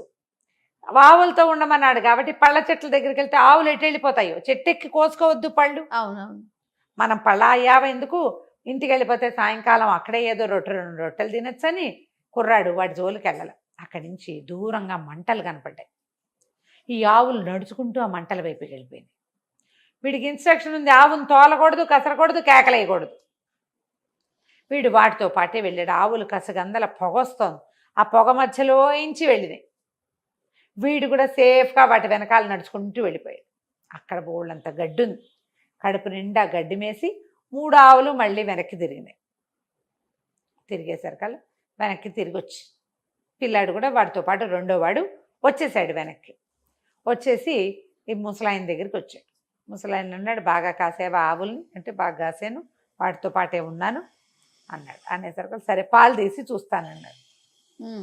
పాలు తీసేసరికల్లా పాలు చిక్కగా పైన వెన తేలుతున్నట్టుగా ఉన్నాయి. ఓహో సరే అంటే అప్పుడు ఆవులకి నచ్చినట్టు చేసావన్నమాట. ఆయన అన్నాడు, సరే అబ్బాయి నీకేం కావాలో చెప్పు అనేసరికల్లా నేనేం చెప్పను, నేను మా చెల్లిని మా అన్నయ్యని వెతుక్కుంటూ వచ్చాను. ఇక్కడ ఏదో రాతి బొమ్మ ఉంది, అదేమో మా అన్నయ్య లాగా ఉంది. గుర్తుపట్టాడు. మా అన్నయ్య అల్లే ఉంది, మరి మా అన్నయ్య మా చెల్లి కావాలి నాకు. మీ రకం చూస్తుంటే మీరే మా అన్నయ్యని మా చెల్లిని తెచ్చారేమో అనిపిస్తోంది. మా అన్నయ్యని మా చెల్లిని మాకు ఇప్పించి తాత, నేను వెళ్ళిపోతాను అన్నాడు. అనేసరికల్లా ఆయన అన్నాడు రుసరుసలాడుతూ, తెచ్చాననుకో, మీ అన్నయ్యకి బుద్ధి లేదు, మంచితనం లేదు, వినయం లేదు, వాడికి గొడ్డునప్ప చెప్తే జాగ్రత్తగా చూసుకోవటం రాదు. సరే కావాలంటే నీకు అట్లాగే ఇస్తా, నాకు 3 పనులు చేసి పెట్టు నువ్వు. ఈ 3 పనులు అయితే అన్నయ్యని ఇచ్చేస్తాడా? అన్నయ్యని ఇచ్చేస్తాను, మీ చెల్లిని కూడా ఇచ్చేస్తాను అన్నాడు. సరే చెప్పమన్నాడు. ముసలివాడు 3 కోరికలు చెప్పాడు. ఏం చెప్పాడు, ఈ కొండ అవతల అడవిలో, కొండ మీద కూడా వెళ్తుంది, ఒక అడవి దుప్పి ఉంది. దాని బ్రహ్మాండమైన కొమ్ములు, ఆడదుప్పి, అది కాళ్ళు చువ్వల్లా ఉంటాయి, మహావేగంతో పరిగెడుతుంది. ఆ దుప్పిని పట్టుకొచ్చి తెచ్చిపెట్టు నాకు, అది కావాలి. తర్వాత అవతల వైపు ఉన్న సరస్సులో ఒక ఆకుపచ్చ రంగు మెడ ఉన్న బాతు ఉంటుంది, అడవి బాతు. అతను సరస్సు చుట్టుపక్కలే ఉంటుంది, ఆ బాతును పట్టుకురా. తర్వాత కొండల మధ్యలో కోనేరు ఒకటి ఉంది, ఆ కోనేట్లో ఎర్ర రంగు మొప్పలు, ఆకుపచ్చ రంగు తోక, పసుపచ్చ మెడ కింద పసుపు తార ఉన్న ఒక అద్భుతమైన చేప ఉంది. ఆ చేపను తెచ్చిపెట్టి, జల చేప. ఈ 3 పట్టుకురా, మీ తమ్ముడు మీ చెల్లిని మీ అన్నయ్యని ఇచ్చేస్తానన్నాడు. వీడు ఎటా తెస్తాడు, సరే కుర్రాడు బయలుదేరుతానన్నాడు. అక్కడి నుంచి అడవిలోకి బయలుదేరాడు. బయలుదేరితే దూరంగా వాడికి ఆ దుప్పి కనపడింది. ఆడదుప్పి ఎత్తుగా ఉంది, దాని కాళ్ళు నిజంగా చాలా బలంగా ఉన్నాయి. ఇక పరిగెత్తింది, వీడు దాని వెనకాల పడ్డాడు. పడి పడి పడి ఏమనుకున్నాడు, ఒక జాగిలం గనక ఉంటే దీన్ని పట్టేస్తాను నేను అనుకున్నాడు. సడన్గా ఎక్కడి నుంచి వచ్చిందో పెద్ద కుక్క వచ్చింది. అక్కడి నుంచి కుక్క వీడు కలిసి దాన్ని కాసేసి ఆ దుప్పిని కట్టేశారు. ఆ దుప్పిని భుజాన్ని వేసుకున్నాడు, అడవిలో గుర్తుగా ఓ చోట పెట్టాడు. అక్కడి నుంచి ఇప్పుడు సరస్సు దగ్గరికి బయలుదేరాడు. బయలుదేరేసరికి అలా సరస్సు దగ్గరికి వెళ్ళేసరికి వాడు రోజులు పడతాయి ఈ పనులన్నిటికీ. ఈ పైన బాతు ఎగురుతోంది, ఆకుపచ్చ రంగు మెడ ఉన్న బాతు ఎగురుతుండేసరికల్లా బొంతకాకి మొట్టమొదట వీడు రొట్టె పెట్టాడు కదా, ఆ కాకి పైనుంచి ఎగురుతూ తనే ఒక్క పోటు పొడిచింది ఆ బాతుని. పొడిచేసరికల్లా బాతు కేరమంటూ కింద పడిపోయింది. ఠక్కిని పట్టేశాడు దాన్ని, మెడ పట్టుకున్నాక ఇంకా బాతు ఎక్కడికి వెళ్ళలేదు. ముందు వచ్చిన కుక్కను కూడా ఈ కాకే పంపించింది వాడికి సహాయం కోసం. వాడి వెనకాలే తిరుగుతోంది అది. అక్కడి నుంచి ఏమైంది, జలచేప కోసం వీడు కోనేట్లోకి వెళ్ళాడు. కోనేట్లోకి వెళ్ళేసరికల్లా ఒక అడవి పిల్లి నీళ్ళల్లోకి దూకి ఆ చేపను లాక్కొచ్చి వీడి చేతికి అప్పచెప్పింది. అవన్నీ ఎందుకు వచ్చినాయి? బొంతకాకి వల్ల వచ్చినాయి. అది అడవిలో ఉంటుంది కదా, అక్కడి నుంచి ఈ పిల్లిని, ఈ బాతుని, అది చేపని, బాతుని, ఆ దుప్పిని భుజాన్ని వేసుకుని ఈ కుర్రాడు నడుచుకుంటూ పోయి ఆ ముసలాయనకి అప్పచెప్పాడు. చెప్పేశారు కదా, ఆయన మాయ మంత్రాల వాడికి తెలుసు ఏం జరిగిందో. ఈ మూడింటిని స్వాధీనపరచుకుని లోపల పెట్టుకుని ఏం చేశాడు, ఈ రాత్రిలోగా ఉన్నాడు కదా అన్నయ్య, ఆ అన్నయ్యనేమో మనిషిని చేశాడు. లోపల మబ్బు లాంటి ఒక పదార్థంలో దాచిపెట్టిన పిల్లని కూడా బయటికి తీసుకొచ్చాడు. ఇదిగో మీ చెల్లి సేవ చేయించుకునేందుకు తెచ్చుకున్నాను, వెనకాల పిల్ల మేకలు కాస్తుంది రోజు అని.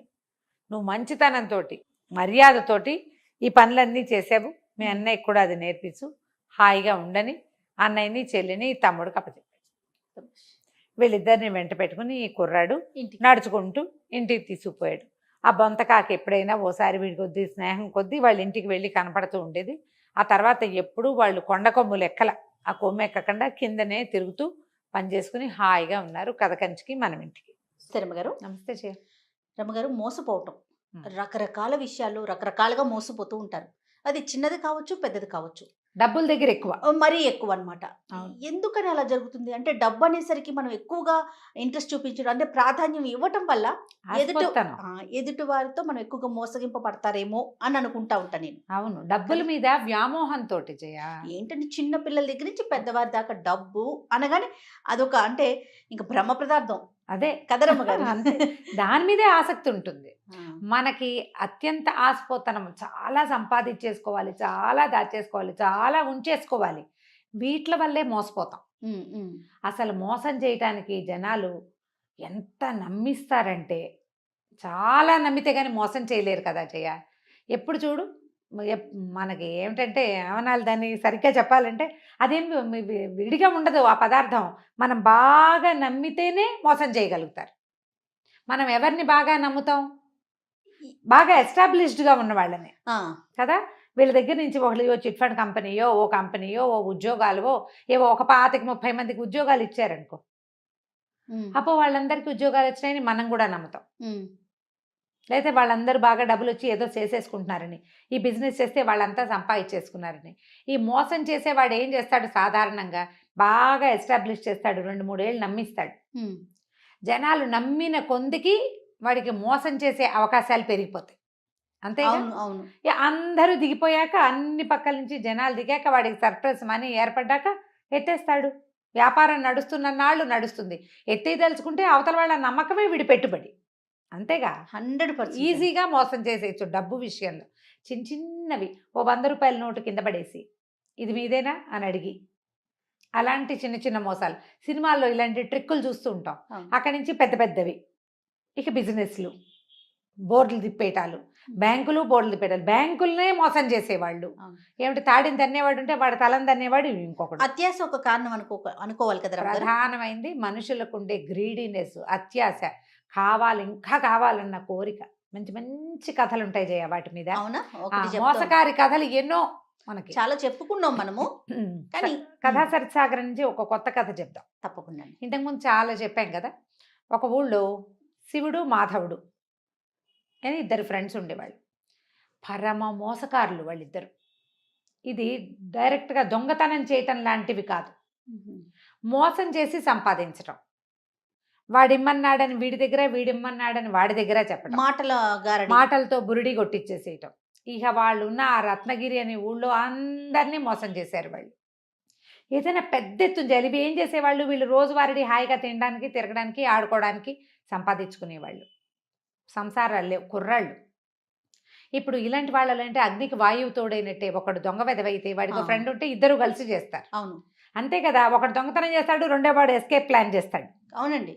ఇలాంటి తెలివితేటలు ఉండి వీళ్ళు ఏమనుకున్నారంటే, ఇక్కడ చిన్న ఊరు, ఇది చిన్న ఊళ్ళల్లో ఇక లాభం లేదు మన సంగతి, పెద్ద ఊళ్ళకి వెళ్ళాలి, ఎక్కడైనా బాగా సంపాదించాలి. అయితే ఎవరిని బురిడి కొట్టించాలి అని ఒక రెక్కీ నిర్వహించుకున్నారు వాళ్ళు. ఆ నిర్వహించిన రెక్కీలో ఉజ్జయిని రాజపురోహితుడు. ఉజ్జయిని నగరం చాలా పెద్దది. రాజపురోహితుడికి రాజుగారి దగ్గర బోలెడంత మంచి పేరు. పైగా అతను బాగా సంపాదించాడు. 7 కుండల బంగారు నాణ్యాలు ఉన్నాయి అతని దగ్గర అని ఊళ్ళో చెప్పుకునేవాళ్ళు. మహాగ్రీడి, పిసినారివాడు.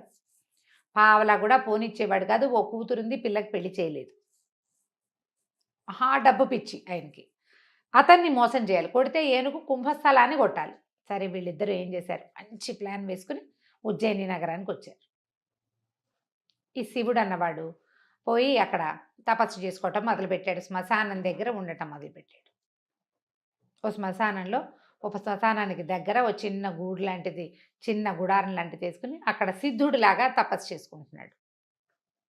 రోజులు గడిచాయి, జనాలు చూస్తున్నారు, ఎవడో ఇక్కడ ఒక సిద్ధుడు ఉన్నాడు, వాడు తపస్సు చేసుకుంటున్నాడు అని. జనాన్ని నమ్మించాలంటే కొంగ జపంలాగా జపం చేయాలి కదా.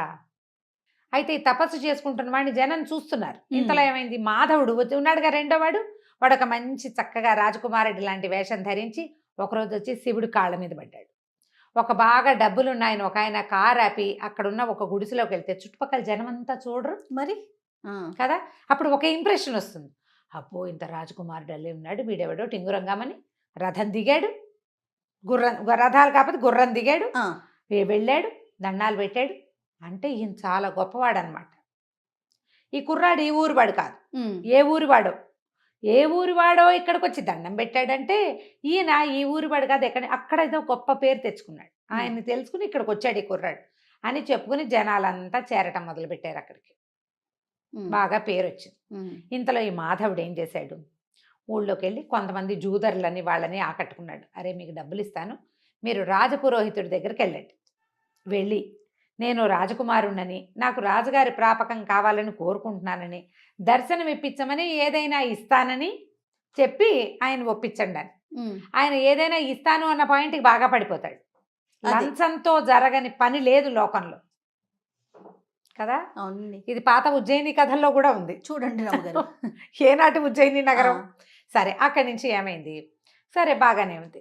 ఆయన ఏం చేశాడు, ఈ మాధవుణ్ణి సరే రానైనా నేను తీసుకెళ్తానని రాజుగారికి ముందే చెప్పాడు. ఇప్పుడు తన ప్రాపకంలో ఒకడు వచ్చి తనకు డబ్బు ఇచ్చి రాజుగారి దర్శనం కోరుతున్నప్పుడు ఊరికే ఎవడు నాకు డబ్బు ఇచ్చాడండి అని ఎందుకు చెప్తాడు? చెప్పకుండా రాజుగారికి అతను ఒక ఉత్తమోత్తముడైన రాజకుమారుడని, రాజ్యాలు అవి పోగొట్టుకున్నాడని, రాచరికల్లో ఉన్నాడని, బుద్ధిమంతుడని, ఉత్తమ కుల సంజాతుడని ఒక 4-5 మంచి వాక్యాలు చెప్పాడు. ఈ వచ్చిన కుర్రాడు వీడు చక్కటి టిప్పిటాప్గా దొంగ విధవలకి చక్కటి ముఖ కవళికలు ఉంటాయి, వాడు బాగుంటాడు. రాజుగారు చూసి పిల్లాడు చూస్తే ఉత్తమ సంజాతుడు లాగానే కనపడుతున్నాడు, మరి బుద్ధిమంతుడు, రాజు దగ్గర ఎట్లా ప్రవర్తించాలో తెలిసింది, వీడు సైనికుల ద్వారా వాళ్ళ ద్వారా రాకుండా పురోహితుడి ద్వారా వచ్చాడంటే బుద్ధిమంతుడు కాదు మరి. అందుకని రాజుగారు ఏం చేశారు, ఏదో ఉద్యోగంలో పెట్టుకుని తాను ఉంచుకున్నారు. ఆ స్థానంలో ఉండునైనా ఇక్కడే రాజ్యం అవి, లేకపోతే నువ్వు కూడా మాలాగానే క్షత్రియుడివి, నన్ను ఆశ్రయించి వచ్చావని రాజు తన దగ్గర ఉంచుకున్నాడు. సరే ఈయన ఏం చేశాడు, రాజపురోహితుడు వీడు ఏ ఊరు నుంచో వచ్చిన రాకుమారుడు కదా, మన ఇంట్లోనే ఉంచుకుంటే వాడి తిండి డబ్బులు అవన్నీ మనకే వస్తాయని ఆశపడి, ఇంకా ఈయనకి రాజపురోహితుడికి డబ్బుకేం కోదవా మరి, అయినా గ్రీడు, ఆ పోయేది కూడా మనకే రావాలని. అక్కడి నుంచి మాధవుడిని రా అబ్బాయి మా ఇంట్లో ఉండు అన్నాడు. సరే ఇతను ఏం చేశాడు, ఈ రాజకుమారుడి వేషంలో ఉన్న మాధవుడు పురోహితుడు గారింట్లోకి, శంకరస్వామి ఆయన పేరు, అక్కడికి చేరాడు. చేరిన తర్వాత సరే తనకి పూర్వోత్తరం నుంచి వాళ్ళ పేరెంట్స్ దగ్గర నుంచి రాచరికం వల్ల వచ్చాయి అని చెప్పి ఓ అంత బిందె, దాని నిండా వజ్రాలు రత్నాలు ఉన్న ఒక బిందెని వీళ్ళింట్లోనే, ఈ గదిలో లాకర్ ఉందండి అని తన బ్యాగులోంచి ఆ బిందె తీసి పెట్టాడు. ఈయన కళ్ళు మిరుమిట్లు గొలిపేసినాయి, ఏమిటో బిందె పెడుతున్నాడు, వీటి నిండా నగలున్నాయి. 2 రోజులకు ఒకసారో రోజుకోసారో మా పూర్వోత్తరపు నగలు, మా తాతగారి నాయనమ్మ, ముత్తాత నాయనమ్మ, ముత్తాత వాళ్ళందరి ఆశీస్సులు ఉంటాయని ఆ బిందె బయటకు తీసి దానికి దండం పెట్టేవాడు. ఈయన కళ్ళు ఎప్పుడు ఆ నగల మీద ఉండేవి. పైన కనపడుతున్న మణులు మాణిక్యాలే కొన్ని కోట్ల విలువ చేస్తాయి. నిజానికి అవి ఏవి నిజమైనవి కాదు, నకిలివి. ఒట్టిరాళ్లకి మెరుపెక్కువ కాదు. ఈయనకు ఆ సంగతి తెలీదు. సరే నకిలీ నగలే ఉంచాడు. ఆ బిందె రోజు తీస్తాడు, దండం పెడతాడు, అదే నా దైవం అన్నట్టుగా. ఈయనకు గొప్ప సరదాగా ఉండేది. కానీ ఏమడుగుతారు, మన ఇంట్లో ఉన్నవాడిని నీ నగలు నాకు అంత ఆశ, ఈయనకు ఆశ ఉంది కానీ దొంగ బుద్ధి లేదు పాపం. సరే వీడేం చేశాడు, 15-20 రోజులు చక్కగా కులాసాగా ఉన్నాడు. ఆ సిప్రా నదీ తీరంలో శ్మశానం దగ్గర ఒక సాధువు ఉన్నాడుగా, సాధువుకి కూడా అప్పుడప్పుడు నమస్కారం పెడితే జనాలంతా వాడి దగ్గరికి చేరుతుండేవాళ్ళు. అతను సాధువు అని ఫిక్స్ అయిపోయారు జనం అంతా, సన్యాసి అని. ఇతను ఏం చేశాడు, ఒక 20 రోజులు గడిచాక శుభ్రంగా 20 రోజులు తిన్నాడు. వెళ్ళి ఇంట్లో రాజస్థానానికి వెళ్ళి ఉద్యోగం చేసుకునేవాడు. మెల్లిగా అన్నం తింటాం మానేశాడు, చిక్కిపోవటం మొదలుపెట్టాడు. డైటింగ్ చేస్తున్నాడు అనమాట. చూసిన వాళ్ళంతా ఏమిటైనా చిక్కిపోతున్నావు, వచ్చినప్పుడు చక్కగా పుష్టిగా ఉండేవాడివి అని అడగటం మొదలుపెట్టారు. ఓ 15 రోజులు లేకవాడు ఇట్లా అయ్యాడు దేవుడా అని నీరసంగా. ఏమన్నాడు, నాకు అగ్నిమాంద్యం పట్టుకుందండి, బతకనో ఏమిటో నేను, మా తాత కూడా ఇలాగే చచ్చిపోయాడండి, మా ముత్తాత కూడా ఇలాగే అయిపోయాడు, నాకు కూడా అగ్నిమాంద్యం పట్టుకుంది కాబట్టి బతకను నేను, నాకేమైనా ఇల్లా వాకిలా, మా పూర్వోత్తరం నుంచి వచ్చిన నగలు ఉన్నాయి, వాటిని ఎవరైనా సద్బ్రాహ్మడికి దానం చేసి మరణిస్తానండి అని మొదలుపెట్టాడు. ఈయనకి పాపం ఏం చేస్తాడు, నాకు ఇచ్చే అని అనలేకపోయాడు. అవునవును. ఎవరినో బ్రాహ్మణుల్ని తీసుకొచ్చేవాడు, వీళ్ళు నాకు నచ్చలేదు, వాళ్ళు నాకు నచ్చలేదు, వీళ్ళు నాకు నచ్చలేదు, ఇదేమిటి ఇలా ఉన్నాడు, ఇలా ఉన్న వాళ్ళకి దానం చేస్తే నాకేం సద్గతులు వస్తాయండి అనేవాడు. కొద్ది రోజులు గడిచాక ఏమన్నాడు, సిప్రా నదీ తీరంలో శ్మశానం పక్కన ఒక గూడారం వేసుకున్నాడు చూడండి సిద్ధుడు, ఒక ఆయన సాధువు, ఒక సన్యాసి, ఆయన అయితే మహోత్కృష్టమైన దానం, ఆయనకి ఇవ్వాలి దానం, నా నగలన్నీ నేను ఆయనకి దానం చేస్తానండి అన్నాడు. పాపం ఈయనేం చేశాడు, ఈ రాజపురోహితుడు, ఇప్పుడు దాన ప్రక్రియ ఒకటి ఉంటుంది కదా, ఆ ప్రక్రియ చేస్తే తనకి 10 రూపాయలు ముడతాయి, ఆయన ఉద్దేశం అది. పోయి అక్కడ ఉన్నాడే ఎవరు, అక్కడ వీడి ఫ్రెండ్ శివుడు, అక్కడ కూర్చున్న ఆ సన్యాసికి వెళ్ళి అడిగాడు, బాబు మా ఇంట్లో ఉన్న మాధవుడికి ఒంట్లో బాగుండలేదు, వాడికి అగ్నిమాంద్య రోగం పట్టుకుంది, మరి చనిపోయేలాగా ఉన్నాడు, పాపం బక్కచిక్కిపోయాడు, తన దగ్గర ఉన్న పూర్వోత్తరపు నగలన్నీ దానం చేస్తానంటున్నాడు, దానం పట్టమన్నాడు. అనేసరికల్ శివుడు అన్నాడు, నాకేం ఇంట్రెస్ట్ లేదండి, దానం ఎందుకు, నేను సన్యాసిని, సంసారికైతే ఏదో నగా నాణ్యం దానం పుచ్చుకున్నా ఉపయోగపడుతుంది, నాకేం ఉపయోగం, నేను సన్యాసిని, పోనీ దానం పుచ్చుకుందామని నాకు పిల్లని ఎవడిస్తాడండి అన్నాడు. అనగానే ఈయనేమన్నాడు, బాబు పూర్వాశ్రమంలో నువ్వెవరు ఏమిటి అని అడిగితే నేను బ్రాహ్మణేనండి అని చెప్పి, అయితే నాకు కూతురు ఉంది, మా పిల్లనిచ్చి పెళ్లి చేస్తా. ఓహో, మా పిల్లనిచ్చి నీకు పెళ్లి చేస్తాను, పెళ్లి చేసుకో, దానం పుచ్చుకో, మా ఇంట్లోనే ఉండు కానీ హాయిగా అన్నాడు. అని చంకలు గుద్దుకున్నాడు లోపల, అమ్మయ్య మన అల్లుడికే వస్తుంది మొత్తం డబ్బంతా. సరే ఈయన కాసేపు నసిగి గునిసి, సరేలేండి పాపం ఆయనెవరో వర్ణాసన్నుడుగా ఉన్నవాడి కోరిక తీర్చాలి, తమరింత పెద్దవారు ఇంత మాట అన్నారు, కన్యాదానం కూడా చేస్తామంటున్నారాయే, అలాగే లేండి అన్నాడు. వెంట పెట్టు తీసుకొచ్చి వినయ స్వామిని, ఆ పిల్ల పేరు, ఆ తమాషా పేర్లు ఉంటాయి ఈ కథా సరిత్ సాగరంలో, ఆ వినయ స్వామిని ఇచ్చి పెళ్లి చేశాడు. పెళ్లి చేసిన 2 రోజులకి ఈతంతోటి ఆ మొత్తం బంగారపు కుండ ఉంది కదా, కుండ నిండా ఉన్నాయి వజ్రాలు, రత్నాలు, ఆభరణాలు, పూర్వోత్తరపు నగలు, అవన్నీ దానం చేయించాడు. అయితే ఇతనేమన్నాడు, ఈ నగల సంగతి నాకేం తెలుస్తుందండి, మీరే దాచండి అని మామగారి చేతిలో పెట్టాడు శివుడు. మాధవుడు ఆ రోజు నుంచి అన్నం తింటాం మొదలుపెట్టాడు. నెల తిరిగేసరికి చక్కగా నున్నగయ్యాడు. దానం చేసిన ఫలితం వల్లే ఆరోగ్యం చేకూరింది. అంతేగా మనం గుళ్ళో పూజ చేస్తే ఆరోగ్యం చేకూరుతుందని చెప్పుకుంటాం కదా, మందు పట్టించిందనం మనం పూజ చేయటం వల్లే అంటాం. మన డాక్టర్ మంచివాడనే మాట కంటే పూజ చేయించాం, గ్రహశాంతులు చేయించాం కాబట్టి అలా నమ్ముతారు కొంతమంది. ఆ ఊళ్ళలో ఆ రోజుల్లో మరీ ఎక్కువ దానం చాలా గొప్పగా చేయించారు ప్రక్రియ. ఆయన కన్యాదానం చేశాడు, వీడు నగలు దానం చేసి ఆరోగ్యం బాగుపరుచుకున్నాడని చెప్పుకున్నారు. అక్కడి నుంచి 1-2 నెలలు గడవంగానే ఇక ఇతనేమన్నాడు అల్లుడు, ఏమంటే మీ ఇంటి మీద పడి తింటాం ఏం బాగుంటుంది, నాకు ఎట్లాగో దానం వచ్చింది నగలు, ఆ నగలు మీరే ఉంచుకోండి, దానికి తగిన వేల ఇచ్చేసేయండి, నా డబ్బులు, నాకు దానం వచ్చిన డబ్బులు నేను ఖర్చు పెట్టుకుంటానన్నాడు. అనేసరికి ఆయన ఒప్పుకొని తన దగ్గర 7 కుండల్లో డబ్బులు ఉన్నాయని చెప్పుకుంటున్నారుగా ఊళ్ళో అంతా, ఆ 7 కుండల ధనాన్ని అల్లుడు గారికి ఇచ్చాడు. నగలు తను దాచిపెట్టుకున్నాడు. అవి పూర్వపు రాజవంశపు నగలంటే కోట్ల విలువ చేస్తాయి. మన దగ్గర 7 కుండలు ఏమిటి దిక్కుమాలిన ముష్టివి, ఇవే ఉంది లెక్క, అది చాలా ఎక్కువ అని భావించాడు. కొద్ది రోజులైంది, శివకేశవులు ఇద్దరు ఉన్నారుగా, శివుడు మాధవుడు హాయిగా ఎంజాయ్ చేయటం మొదలుపెట్టారు. అక్కడికి ఇక్కడికి వెళ్ళిపోతారు, తింటారు, కొనుక్కుంటారు, తాగుతారు, అక్కడ ఇక్కడ జూదవాడడానికి వెళ్తారు, విహారయాత్రలకు వెళ్ళిపోతున్నారు, ఎంజాయ్ చేసేస్తున్నారు. ఇంకా కొన్నాళ్ళు గడిచాక రాజపురోహితుడికి ఏదో పెద్ద రోజువారీ జీతానికి ఆయన కొదవలేదు, రాజుగారి దగ్గర నుంచి జీతం వస్తుంది, తర్వాత ఏమో సంబారాలు వస్తాయి భోజనానికి, దానికి ఖర్చులు వెళ్ళిపోతాయి. ఒకసారి ఆయన ఏదో కొనుక్కుందాం అనుకున్నాడు, పొలమో ఏదో, డబ్బులు లేవు, క్యాష్ లేదు కదా, మరి లిక్విడ్ ఉండద్దు. ఈయన ఏమనుకున్నాడు, మన దగ్గర ఇంత కొండ నిండా నగలున్నాయని ఒక మాణిక్యాన్ని పుచ్చుకుని రత్నాల వర్తకుడి దగ్గరికి వెళ్ళాడు. ఆయన చూసి, ఏంటంటే ఇది గాజు, దాన్ని నేలకేసి కొడితే 300 ముక్కలైంది, అది గాజు రాళ్ళు ముక్కలైపోతాయి, రత్నాలు ముక్కలు కొసలు కూడా విరగవు వాటికి. అయితే రత్నాల వర్తకుడు అన్నాడు, భలేవారండి, ఇది పిచ్చిది, మీరు ఎక్కడి నుంచి తెచ్చారనగానే ఆయనకు ఉండే గోపేలు మంది, ఊరు నాయనో ఏం చేతుండ్రా దేవుడా అని ఈ చెంబంత బిందు ఉందిగా, బిందంతా పుచ్చుకుని రత్నాల వర్తకుడి దగ్గరికి వెళ్తే అన్ని గిల్టు నగలే అవి. వాడు రోజు బిందె తీసి దండం పెడుతున్నాడు కదా, మెరుపు పెడుతున్నాడు వాటికి, మెరుపెట్టి ఎప్పటికప్పుడు తలతల్లాడిస్తున్నాడు. ఈయన చూసుకునేసరికి అవన్నీ పిచ్చి పిచ్చిగా ఉన్నాయి. రెండోదేమో అన్నీ పిచ్చివే, అందులో ఒక్క బంగారు వస్తువు లేదు.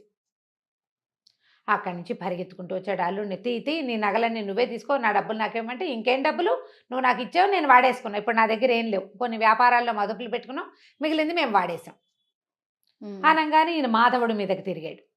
నువ్వే కదా నాకు దానం ఇచ్చావు, నువ్వు ఇచ్చిన నగలన్నీ తప్పు, అవన్నీ పిచ్చి నగలు అంటే నాకేం తెలుసు, మా వాళ్ళు ఇచ్చిన నగలు నాకు తెలియదు అన్నాడు. అనేసరికి లబో దిబోమంటూ ఈ శంకర స్వామి గారు రాజపురోహితుడు రాజుగారి దగ్గరికి పరిగెత్తాడు. ఈ నగలు ఎక్కడవయ్యా అంటే అల్లుడివి. అల్లుడికి ఎక్కడవంటే దానం ఇచ్చాడు. ఎవరిచ్చారు? నేనే ఇప్పించాను. అక్కడి నుంచి రాజుగారు ఈ నేరంలో సంబంధం ఉన్న మిగిలిన ఇద్దరిని కూడా పిలిపించాడు. అల్లుడు ఏమంటాడు, నాకు నగ నాణ్యం ఏమీ తెలియదండి, నేను అసలు సన్యాసిని, ఈయనే దానం ఇప్పిస్తాను అని చెప్పి నాకు పిల్లనిచ్చి పెళ్లి చేసి దానం ఇప్పించాడు. నాకు నగల సంగతి తెలియదని మొదటి రోజునే మా మామగారికి అప్పచెప్పాను లేదా అడగండి అంటే అప్పచెప్పాడు. అక్కడి నుంచి మాధవుడిని అడుగుతారు. మాధవుడు అంటాడు, నాకేం తెలుసండి, నేను ఏదో రాజస్థానం నుంచి పారిపోయి ఇచ్చేసా, మా తాత ముత్తాతల నాడు ఆ బిందె మా ఇంట్లో ఉండేది, నేను ఆ బిందె తెచ్చుకున్నా, అది బంగారుదో టింగారుదో నాకు తెలీదు, నేను ఏనాడు వాటిని అమ్మడానికి ప్రయత్నం చేయలే, పెద్దవాళ్ళ జ్ఞాపకార్థం ఉంచుకున్నా, చచ్చిపోతానని దానం ఇచ్చాను, అది బంగారం అని భావించి కాదు, మా తాత ముత్తాతల ఆస్తిగా భావించా, అందులో ఉన్నది బంగారమో కాదో నేనేనాడు పరీక్షించాల, నాకు తెలియదు. ఓకే, రాజుకు అర్థమైంది వీళ్ళిద్దరూ మోసకారులే. మధ్యలో మోసపోయిన వాడెవడు? రాజపురోహితుడు. ఎందుకు మోసపోయాడు ఆయన? కేవలము రాజపురోహితుడి యొక్క లోభబుద్ధి వల్ల, ఆ కావాలన్న ఆశ కొద్దీ, నాకు మగపిల్లలు లేరు, నాకు డబ్బులు ఎందుకు, పిల్లకి పెళ్లి చేస్తే దాని దారిన వెళ్ళిపోతుంది అన్న ఊహ చెయ్యకుండా, నిత్యము రాజస్థానంలో మంచి పదవిలో ఉండేవాడిని, నాకు డబ్బాస ఎందుకు అనుకోలే, కట్టుకుపోతానా దీన్ని అనుకోలే. చివరికి ఏమైంది, ఆయన ఎప్పటి నుంచో దాచుకుని సంపాదించింది మొత్తం ఊడాయించేశారు. గట్టిగా అడిగితే నీ పిల్ల నాకు వద్దు వెళ్ళిపోతానంటాడు అల్లుడు. ఏం చేస్తారు? నోరు గట్టిగా మూసుకుని రాజుగారు కేకలేశారు, అబ్బాయిలిద్దరిని వదిలేశారు. వాళ్ళు హ్యాపీగా ఎంజాయ్ చేశారు. తర్వాత ఇట్లాగే కథలు నడుస్తూ ఉంటాయి. మనం ఆశ పడితేనే మోసపోతాం, అత్యాశ పడకపోతే ఎప్పుడూ జీవితంలో మోసపోము. ఆశ పడటం వరకు ఓకే అనిపిస్తుంది, అత్యాశ దెబ్బ మామూలుగా మనకి జీవితం మీద ఆశ ఉండాలి కదా జయ. ప్రతి విషయం మీద కూడా ఇది తీసుకుంటే ఇది చేస్తే మనకు బాగుంటుంది. మనకు ఆల్రెడీ చాలా బాగుండి ఇంకా ఏదో కావాలనుకుంటే నీ ఏదో కావాలనే ఊహనే అవతల వాళ్ళు క్యాష్ చేసుకుంటారు. ఈ రోజుల్లో ఎక్కువ చూస్తున్నాం కదా రమ్మగారు, చిన్నవే మోసాలు చేయ, చిన్న ఆన్లైన్ మోసాలని. బాబా ఏంటి రమ్మగారు, బంగారానికి మెరుగు పెడతామని రావటం, మొత్తం వలిసి వాడి చేతిలో పెట్టడం, లేకుంటే మీరు ఒక 100 రూపాయలు పెట్టుబడి పెట్టండి మీకు అది 150 అవుతుంది అనగానే ఎలా 50 రూపాయలు అది చెప్తున్నావు జయ. కోటీశ్వరులు ఒక లేడీని నమ్మి ఇంకా ఎక్కువ వడ్డీ కోసం, మరి ఆవిడ ఎన్ని కోట్లకి కుచ్చుటోపి పెట్టి వాళ్ళకి డబ్బులు తక్కువ చూడండి, ఆ కోట్లకి ఇంకా కోట్లు రావాలంటే అత్యాశ కాదు, హాయిగా ఉన్నది ఎంజాయ్ చేస్తే సరిపోతుంది. అది ఎంజాయ్ చేయలేరండి, చేయలేకపోతారు రమ్మగారు, చేయలేరేమో. మరి ఇప్పుడు ఈ పైనుంచి వచ్చింది మాత్రం ఎలా ఎంజాయ్ చేస్తావు? నువ్వు ఉన్నదే నువ్వు దాచుకోలేకపోతుంటే ఎక్కడికెక్కడికో ఊహించుకుంటారండి, తరతరాలు కూర్చొని తినాలని అనుకుంటారేమో బహుశా. రైట్ రామ్ గారు, దాని మీద కూడా మళ్ళీ మంచి కథ ఉంది చెప్దాం మళ్ళీ. అవునా? తప్పకుండా. రైట్ రామ్ గారు, నమస్తే. నమస్తే జయ.